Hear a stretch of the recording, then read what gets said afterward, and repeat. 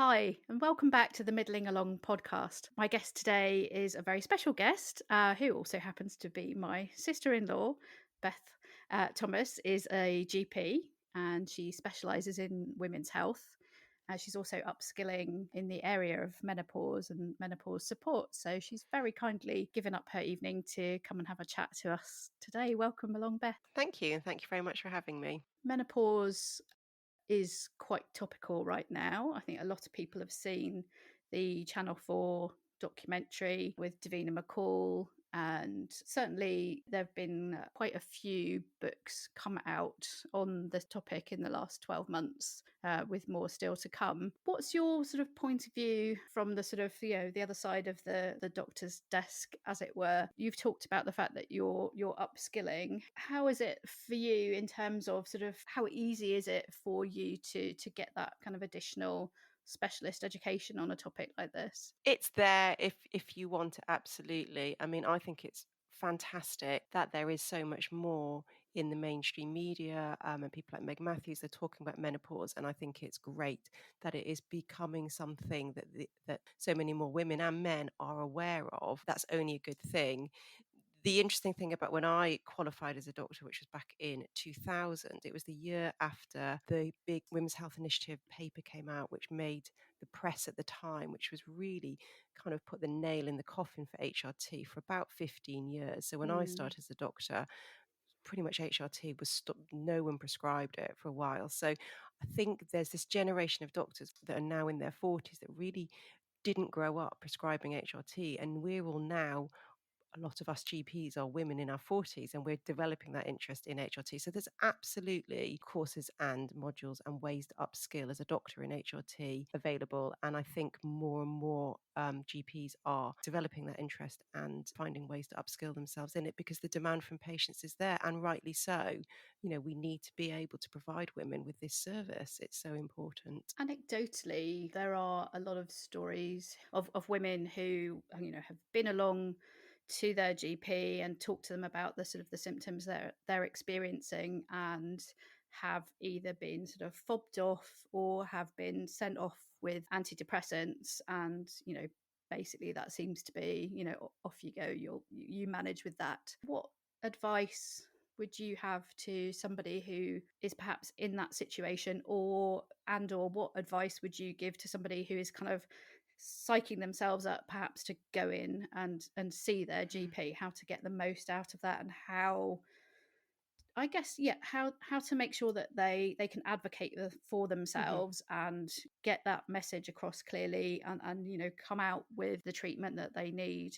Well, first thing I say, I'm really sorry that there are women that have had that happen to them, and that's really disappointing. And hopefully, going forward, as more and more GPs get upskilled, that will happen less. But that, you're right. I mean, there are cases of that happening.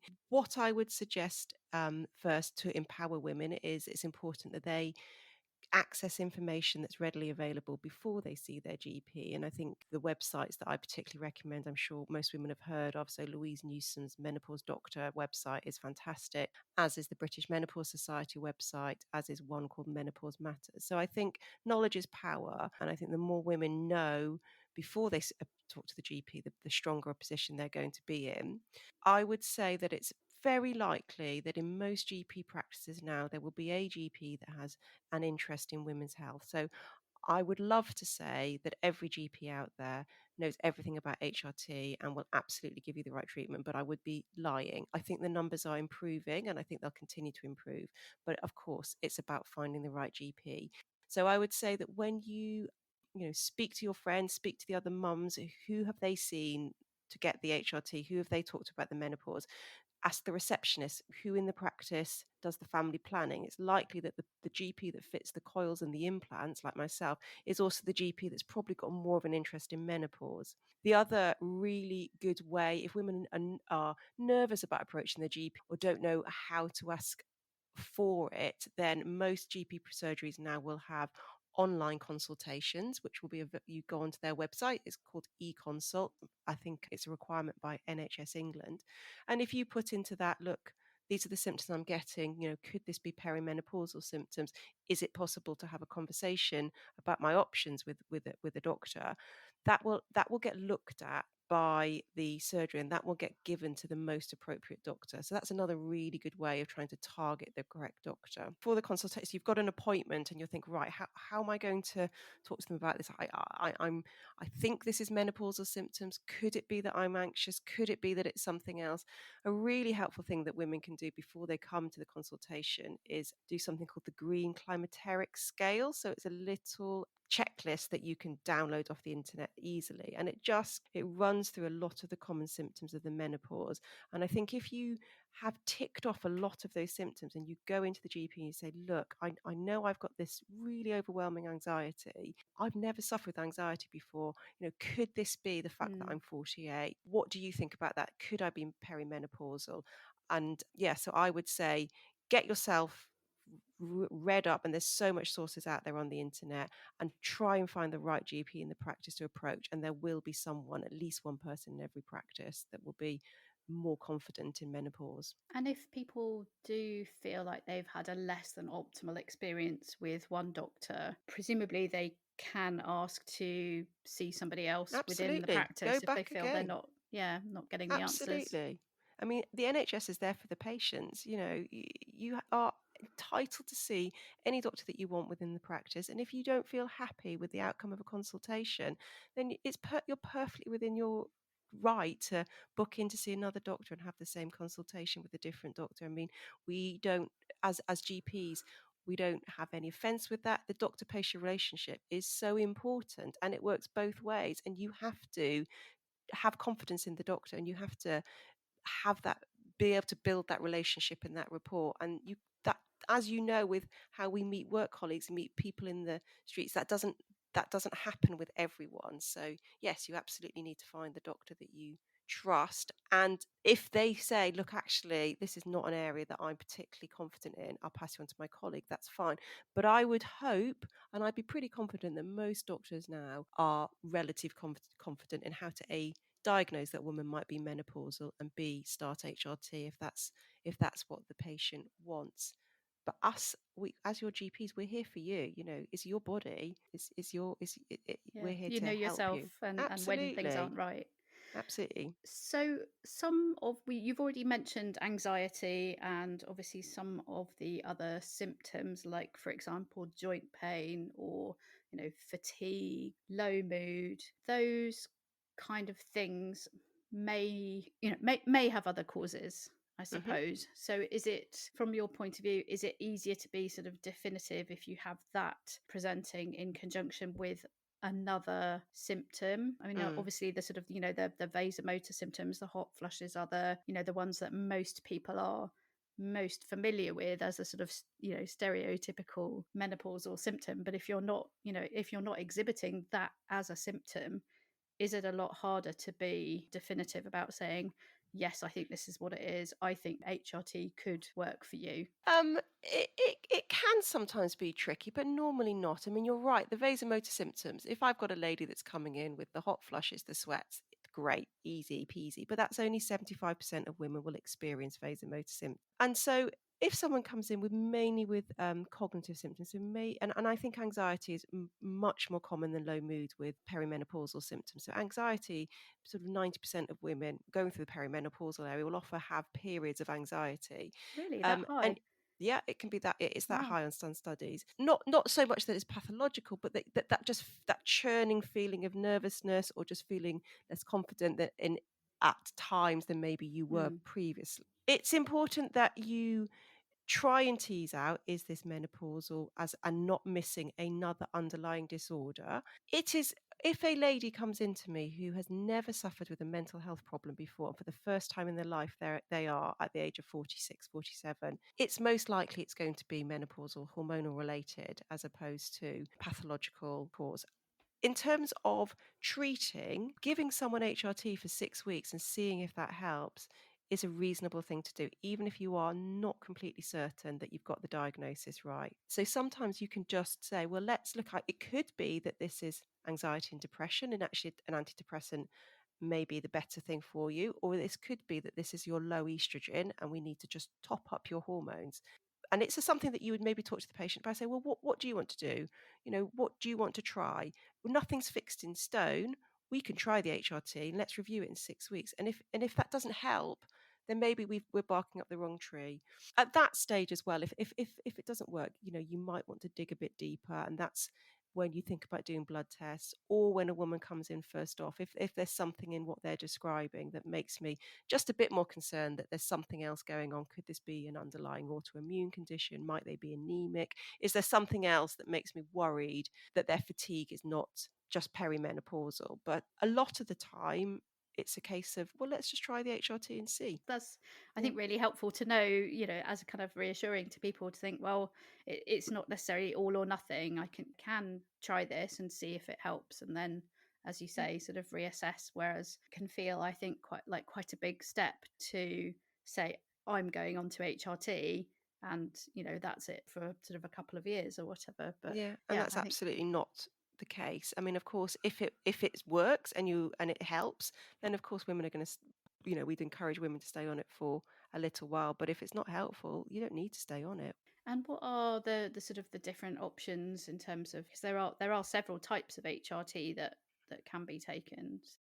Hmm. You talk a little bit about that. Yeah, so you can take HRT as tablets, as patches, as a gel, and there is a spray that's newly available on the market as well. So when we're talking about hormone replacement therapy, we're talking about two hormones that we give back. So what happens in the menopause is that your estrogen level falls off a cliff. And I mean, the difference between menopause and perimenopausal is academic. Menopause, you can only diagnose retrospectively. So it's once you've been 12 months with no period. So it's women say to me, but I've still got my periods. How can I be menopausal? The whole time that your ovaries are packing up is about 4 to 7 years. So that's the sort of length of time that you're still having periods. I'm not worried about whether women are having periods or not. I'm worried about what symptoms they're having. So their estrogen is falling off a cliff, and that is what's giving you all the symptoms. So when we give HRT, we have to give estrogen back, and we can give that as a tablet, a patch, a gel, or a spray. If we give women with a womb estrogen on its own, one of the problems is that it causes thickening of the womb and increases the risk of womb cancer. So we can't do that. So if you haven't had a hysterectomy, then we also need to give you the hormone progesterone. And that is to keep the lining of the womb a bit thinner and to prevent against womb cancer. Progesterone can be given either in the patch, or it can be given as a tablet, or it can be given as the Mirena coil. GPs that are into HRT absolutely love the Mirena coil. The reason that we love it is it can be used for contraception and HRT, so it's the only thing that can be used for both. When I prescribe a woman an HRT, I try very hard not to prescribe estrogen as tablets unless a woman's really keen to have it that way. The reason being that there is a blood clot risk associated with HRT, but only if you give the estrogen in the tablet form. So the absolute gold standard way to prescribe HRT is a Mirena coil, which is your progesterone protecting your womb and also giving you contraception, because you mustn't forget about contraception. And then the estrogen as a gel or a patch. If you don't want the coil, or you can't face that, or you're waiting 4 months to have it put in, which is also the problem at the moment, then you can have the estrogen as a gel or a patch, and you can take micronized progesterone tablet. You can take a progesterone tablet, and that is the body identical way of prescribing HRT. And if you take the progesterone as a tablet, that doesn't have the blood clot risk associated with it. So estrogen as a gel or a patch, and the progesterone bit as a coil or a tablet is how I would recommend it. And you mentioned body identical, or Mhm. was it bioidentical? I still get them mixed up. So maybe you can talk a bit about the difference between the two, because I think it's quite It is tricky for confusing. people to get to kind of wrap their head around the sort of the difference. Yeah. On the NHS, we prescribe something called body identical HRT. So we're trying to prescribe HRT that's most similar to the synthetic, to the naturally occurring estrogen and progesterone that we're given. And that's called body identical. So you're replacing like for like. Bioidentical HRT is something that some non NHS and private menopause clinics are using and promoting, and I understand that they are derived from plant extracts, and they're often given in unregulated ways. So they are often given that women have their estrogen levels checked, and they're given, there's a very tailored approach to individual women. There is a lot of concern in the NHS about these bioidentical prescribing, because there's a concern that they're getting very high levels of estrogen and not enough progesterone to protect them from womb cancer. So it's not a regulated way of giving HRT. But if you have body identical with this type of progesterone that's called micronized progesterone, then you're getting pretty much the same as your body is naturally producing. There's lots of private menopause doctors out there who also work in the NHS, and they are excellent and they can give women that time. But to get your prescription, I would say that you want to try and get your HRT on the NHS, because that the costs of that do add up. And I think, as you alluded to this sort of the earlier to the study that was happened in I think 2000, a lot of people's concerns are around the breast cancer risk. So could you talk a little bit more about that and why or whether it should be a concern for people? Yeah, absolutely. I mean, that was really, as I said, put people off HRT prescribing. There is definitely a increased risk of breast cancer associated with HRT, but everything is about risk and benefit. And the reason that we think HRT is a risk is that estrogen, causes activity within the breast. So if you can imagine that when you're having cell turnover in the breasts, that the estrogen acts on it and kind of kicks them back into action. And that's potentially why you can then get a small cancer forming. There is some evidence actually coming out now that HRT may not cause breast cancer, but may accelerate its presentation, that you would always going to get the breast cancer, you just get it earlier because of HRT. Having said that, when I counsel women about breast cancer risk, I say, look, there is a risk. And there was also another study that came out last year in the middle of lockdown that also hit the mainstream media about HRT and breast cancer. So the latest figures are that if you look at women between sort of 50 and 55, 63 women out of every 1,000, if you've got no one on HRT, will get breast cancer in a 5-year period. So no one's on HRT. Out of 1,000 women, 63 will get breast cancer. If of those women on HRT, you're going to have an extra 14 women getting breast cancer. So if going from 63 out of 1,000 to 77 out of 1,000 women. So yes, your risk is increased. Having said that, your risk of HRT causing breast cancer is far lower, and I think Davina absolutely showed this brilliantly on her documentary, is far lower than if you drink more than 14 units a week, if you're obese, if you don't exercise. So yes, there is a risk, but I think that the risk can be mitigated by other lifestyle measures. And really, we take risks with every medication that we take and with everything we do. So it's about choice, isn't it? It's about risk versus benefit. And for some women, a lot of women suffering with menopausal symptoms, it is an incredibly difficult period of time. I mean, it really affects life. There's huge numbers of women that end up having to take time off work because of their menopause, because they can't function. And obviously, there are long term benefits from HRT in terms of protecting your bones, preventing osteoporosis.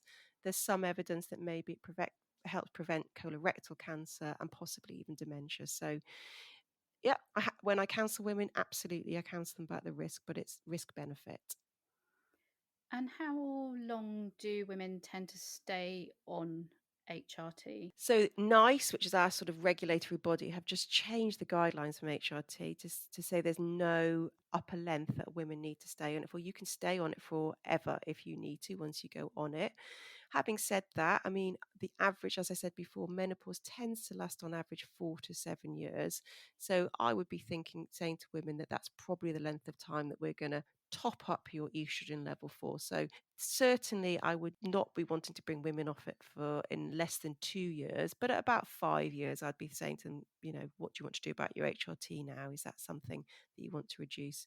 It's really important to say that if you go through an early menopause, so if you're going through the menopause, particularly before the age of 45, that none of the risks of breast cancer kick in until you're on it after the age of 50. So it's really important that you do take the HRT until you're at least 50, and that's very important to women that have had hysterectomies under the age of 50. They need that estrogen, they need that bone protection, and there you're only giving back what you should naturally be having anyway. So there's not the other risks associated with it. So if you let's say you take HRT for that 5-year window and then you stop, presumably any sort of protective effect in terms of osteoporosis or dementia, does that then just stop when you stop taking the HRT? No, we think that's probably longer, that we think that probably stays with you because you have continued to build up your bones, or you've slowed your bone density loss for another 5 years. And so you're kind of got that extra 5 years always. So, and it doesn't then speed up to catch up the bone loss. You've gained an extra 5 years before you started losing it. So you take that protective effect with you. And presumably, then, if you know you've got a sort of a family history of osteoporosis or dementia, that would you would potentially talk to women about that and sort of weigh that in the decision and sort of saying, that potentially they get that benefit. Absolutely. I think if there's a family history of osteoporosis, that would be something I'd be really strongly encouraging women to consider HRT, and certainly someone that's got a history of osteoporosis and they're going through the menopause slightly younger, then they really should be on HRT. As I said, the dementia, the evidence for dementia, there is some evidence it's protective. It's less strong, so Mm. that would be gain more of a risk benefit. But there's very very good strong evidence for our HRT being protective for osteoporosis. And do you ever sort of advise women in that kind of coming to you in that age group to have like a DEXA scan or something to look for osteoporosis? I don't know. Is it only kind of something that tends to be diagnosed if they have a break? Again, I think osteoporosis is something that we are getting better at managing as GPs. I think what you're describing is how we used to do it, that you waited till someone had their hip fracture and then you thought about osteoporosis. And it's a little bit like stable door and horse bolting by then.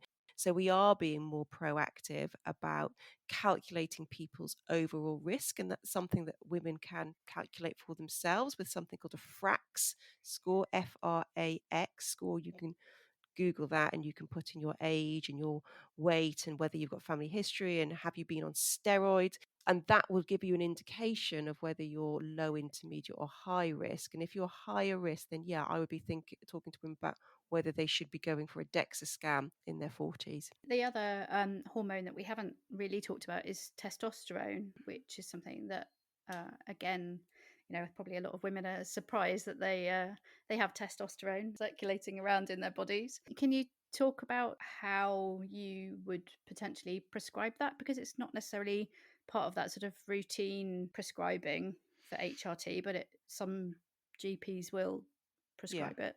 Absolutely. And hopefully more and more will prescribe it. So yes, we women do have quite a lot of testosterone. We produce 50% of our testosterone in our ovaries and 50% in our adrenal glands. So it's not quite as a dramatic a drop off as with the estrogen, when we think we pretty much lose all our estrogen, because we're still naturally producing some testosterone from our adrenal glands. Testosterone, the things that you would notice really if your testosterone was low is low libido, and it can affect mood. And so if a woman comes to me and libido is their overwhelming symptom, the most important thing is to get their estrogen levels, top up their estrogen levels. So you would still always go for HRT first of all. But if they came to me and it'd been 6, 9 months and actually their hot flushes had settled, their joint pains were better, they were feeling great, but there was still just nothing. There was no get up Nothing and go happening. there at all, nothing happening there at all. Then it might be something that we think about testing for and prescribing. Now, it's given as a gel. So it's the same gel that men on testosterone replacement get. And you just give them a tiny bit, so a sort of a tenth of a dose that a man would get daily. It's off license for women in this country at the moment. There is a testosterone produced in Australia specifically for women. So I suspect that's going to change here soon, and there will be a licensed testosterone for women.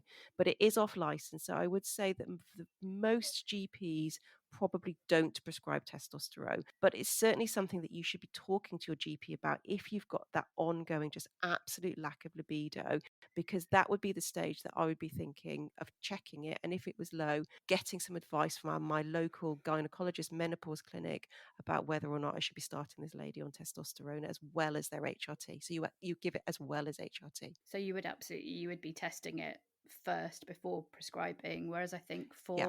for the main standard HRT, the guidelines are that you don't necessarily do sort of hormone testing if somebody is over 45. Is that right? That's absolutely right. So when we are checking blood tests, people say, check my hormones. It's like, well, what are we checking?